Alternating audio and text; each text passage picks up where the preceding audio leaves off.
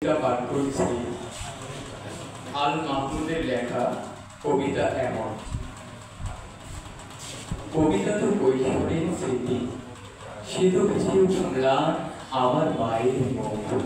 নিম ডালে বসে থাকা হলুদ পাখিটি, পাতার আগুন ঘিরে রাত জাগা ছোট ভাই বোন, আব্বার ফিরে আসা, সাইকেলের ঘন্টার ধ্বনি, রাবেয়া রাবেয়া, আমার মায়ের নামে খুলে যাওয়া দক্ষিণের ভেজানো কপাট।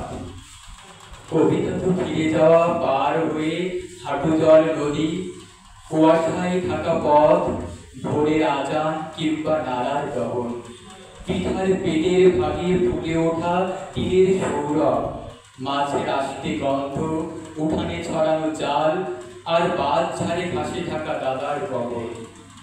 কবিতা তো 46-এ বেড়ে ওঠা অসুখী কিশোর, স্কুল পালানো সভা, স্বাধীনতা মিছিল নিশান, চতুর্দিকে হতবাক দাঙ্গার আগুনে নিঃস্ব হয়ে ফিরে আসা অগ্রজের কাতর বর্ণনা।